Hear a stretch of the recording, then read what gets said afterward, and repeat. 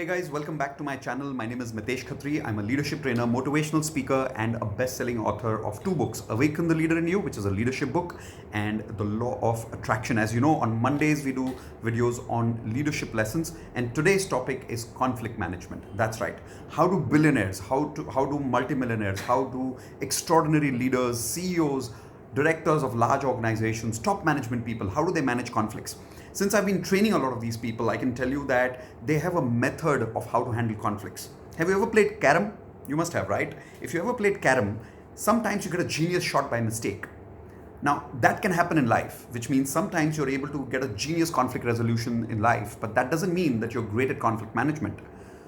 A lot of senior leaders, a lot of top management executives, what they do is they learn a methodical way of handling conflicts. Why? Because then you are an expert at managing conflicts. Does that make sense? Great. So I'm going to share the same method with you that I teach in my top management workshops of how to handle conflicts, how to do conflict resolutions. There is one question you must always start with understanding, which is what is a conflict? What is the definition of a conflict? A conflict is a disagreement or a difference of opinion between two people. Now, this can be two people, this can be two parties, it can be between two teams, it can be between two individuals, or it can be between two countries. But whenever there is a difference of opinion or a disagreement between two people, that's called a conflict. That's how you qualify it as a conflict. Now, how do you resolve a conflict? Before that, there is another important question that you must always ask yourself. Is the conflict worthy to be resolved? Is the conflict worthy to even give it any amount of energy? Nobody even asks that question. People directly get to the point of, how do I resolve this conflict? No, the first question is this conflict worth for me to invest time in that? Does that make sense? It's a question that senior leaders always ask themselves, and thus they're very careful. Where do they invest their energy? Which conflict do they invest their energy on? And which conflicts they completely move away from? So how do you understand which conflicts are worthy? There are two ways to understand whether a conflict is worthy or not. Always remember these 2 points. Write it down. Whenever you want to achieve either a goal or a relationship, write it down. Whenever you want to either achieve a goal or a relationship, either of these or both of these. For an example, let's say you have a conflict with your wife about something. You came home late in the evening and she's angry with you. And you have a difference of opinion that you were late, but you had a reason for being late. But there is a conflict here, right? You have a different opinion, she has a different opinion. You guys are arguing about it. Now, when there's an argument going on or there's a difference of opinion going on, that is the full definition of what is a conflict. So now we know this is established as a conflict. But the question is this conflict worthy to be invested time in? In this conflict, what's important for you? Is there any goal important for you to achieve over here? Not really. But is the relationship important for you with your spouse? Of course it is, right? If you don't give importance to your relationship with your spouse, whom are you going to give importance to? So whenever the relationship is important, then the conflict is worth investing into as energy and time. Does that make sense? So one aspect is relationships. You have to always ask yourself, the conflict that I'm trying to resolve, is there a relationship factor that I need to focus on over here? Do I need to achieve any part of the relationship? Another example would be you're dealing with a client and you have a conflict with a client that the client is asking you to give some extra service to them with a lesser cost. Now, in this case, what's important for you with the client? Is it only the relationship? Firstly, is the relationship important with the client for long-term business? Of course it is. So that's a worthy conflict to be invested time into. Make sense? Question number 2, is there a goal important with the client? Do you want to achieve something which is more like a goal, not just a relationship? Of course, there's a financial goal here, right? So in the long run, you want to maintain relationship with the client, not only for the relationship's sake, but because you have a specific goal of achieving certain financial goals with the client. So is this conflict worthy investing time in? Very, very worthy. Why? Because even the goal is important and the relationship, both are important in this conflict. So always ask yourself this question. In this conflict that I'm trying to resolve right now, is the goal important or the relationship important? One of these has to be minimum important in any conflict for the conflict to be worthy for you to invest time into. Does that make sense? Great. Now, once you've understood whether the conflict is worthy to be invested time into, then you come to the important question, how do I resolve this conflict? Now, there are 4 styles in which you can use to resolve any kind of conflict in the world. No matter what kind of a conflict it is in the world, there are always 4 styles to handle conflicts in life. The first style, let's look at what is worthy in the conflict first. If only the goal is important, Think about it. If only the goal is important. For an example, I was just coming by taxi over here and the driver was not driving smoothly. He was driving very rough. So this was a conflict. It was a difference of opinion about how the driver wants to drive and how I want him to drive. And he wasn't agreeing with that point of view because I told him a couple of times how he should drive and he was not listening to me. So that was a conflict between me and my driver, right? So how do I handle this conflict? First question. Is this conflict worthy to handle? Is there a goal or relationship important here? Relationship? Not so much, because I'm not going to meet this driver after today. But is the goal important here, which is I want to make sure that I have a smooth drive on the way to wherever I want to reach for about 4 hours? Yes, absolutely. That goal is important to me. So yes, it's a worthy investment in this conflict. So because the goal is important here and not the relationship, based on that, you got to strategize one of these 4 strategies to handle a conflict. The first one is called as a shark style. Write it down. It's called a shark style. A shark style is more of a dominating style, a more aggressive communication style, where you are not focused on the relationship aspect because it's not a relationship focus at all. It's a goal focused, where you're making sure that you're dominating the person, you're aggressive with the person, you're not giving them an option of using their point of view. You're just saying, I don't care about your point of view. I want you to do what I want you to do, and that's it. Now, in this case, that's what I had to do eventually with the driver. At one point, I had to shout at him and say, hey, listen, I'm not okay with the way you're driving. You have to drive smooth. And he said, sir, I'm driving slow. I said, listen, I don't care how you drive. I don't want to feel rough in the rear seat. I want you to drive smoothly. And after that, he kind of, well, he wasn't perfect because I can't change this 15-year-old habit in a couple of minutes, but he was much smoother than how he was comparatively for the last hour or so. Now, that is what I was using as a shark style, which means an aggressive style to handle the conflict. Basically, a shark style is about my way, not your way. In the opinion, you're saying, I'm going to win and I don't care about your opinion right now, you're going to lose. But that's because my goal is more important and the relationship is not important. Now, there are situations like these where sometimes your goal is going to be more important in life, and that's when you need to use the first strategy called as the shark strategy. But then comes the second aspect. Sometimes you need to analyze and you might realize that only the relationship is important and the goal is not important. What do you do then? For an example, let's say you're talking to your boss and your boss is saying, listen, Mitesh, you're wrong about your point of view right now. I want you to make sure that whatever feedback I've given you about the report, I want you to go back, work on the report and come back. Now, as per me, my report is perfect, but my boss is saying as per him, the report is not great. What do I do here? Now, is the goal more important or the relationship right now? At this point of time, my goal about the report is not so critical here, but my relationship with the boss is more important at this point of time. So what do I do now? I need to step back here. This is called as the teddy bear strategy. What is the teddy bear strategy? A teddy bear strategy is an emotional strategy which is focused on relationship aspect and not the goal aspect. So forget about your goal of being right now about the report. Even though you are right about the report, even though your report is perfect as per you and which is technically maybe even correct. Maybe your boss is wrong. Maybe technically you are right. But don't worry about that. In this conflict, your relationship with the boss is more important than you being right. So what do? Only in this situation, mind it, only in this situation, because the relationship is more important, you got to step back and become a teddy bear, let your boss win, and you got to step back and say, listen, boss, I'm going to manage the relationship here.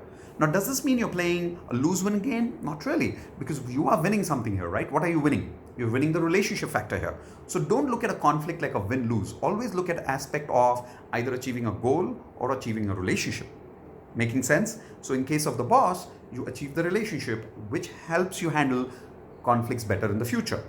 Now, that were 2 scenarios that I gave you. The first scenario, the goal was more important with the driver. You remember that example? The second scenario with the boss, the relationship is more important. Let's look at a third scenario. You're walking on the road and suddenly you realize that there are 2 people who start fighting. And while they're fighting, you feel like getting into the conflict sometimes and maybe helping them out. But should you really get into that? Is that a conflict worth resolving for you? Not really, because neither the goal is important, neither the relationship is important. So what do? You got to back out from that relationship. You got to back out from that goal because there isn't any goal or relationship to achieve here. So what do? This strategy is called as the turtle strategy. Now, what is the turtle strategy? If you've seen a tortoise has a shell and has a small mouth over there. And the moment you try to touch the tortoise, what does the tortoise do or the turtle do? It backs out. That's the backing out strategy. Because the turtle realizes that in this situation, the conflict is not even worth investing into. The goal is not important right now. The relationship is not important. There is no goal to achieve. There is no relationship to maintain here. So let's just back out of the conversation. A lot of people waste a lot of energy into conflicts where neither the goal is important nor the relationships. In fact, if you observe in the office, a lot of time goes into arguing on conflicts where you don't achieve anything in the end of the whole thing, at the end of the conflict. Even if you win the argument, there's no goal achieved, there's no relationship maintained. So why have that argument anyways? So a lot of times in my family, when people are arguing about simple things like what to eat, where to eat, I just don't get into the conflict many times because I feel it's waste of time, because neither am I going to achieve any goal out of it, neither am I going to maintain any relationship out of it, because neither is important in that conflict. So what do? I just turtle out. Believe me, if you could remember the turtle strategy and understand it carefully, and if you always ask yourself this question, is this conflict worth investing time into, you'll realize a lot of your energy will get saved. You can simply become a turtle and back out of that conflict. Now, what happens because of this? A lot of your energy is saved so that you can invest it when the right time comes, either when you have to become a shark or you have to become a teddy bear. Does that make sense? Great. So first strategy was the driver strategy. You became a shark over there. The second strategy was the boss strategy, where we became a teddy bear strategy over there. Situation was the boss situation. You became a teddy bear strategy there. The third situation, which I just gave you right now, was probably some fights happening on the road, or maybe some conflicts happening in the family, or just general arguments happening, people sitting on dinner and arguing about politics, if nothing else, and nothing is important over there, neither the goal or the relationship. The strategy is simple: turtle out, don't get into this conflict. It's not worth investing time, energy, and money. Make sense? And then the last strategy is the fourth one, the best strategy. I've left it for the last one because it's the best strategy. It's called the owl strategy. Now, what's an owl strategy? The owl is called as an assertive strategy. The assertive strategy is assertive because what is important in the fourth combination here? You've seen the goal, you've seen the relationship, you've seen both is not important. So what's the fourth one now? It's pretty obvious.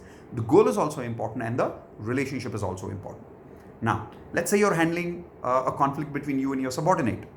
Now, if with you and your subordinate, you have to get the work done.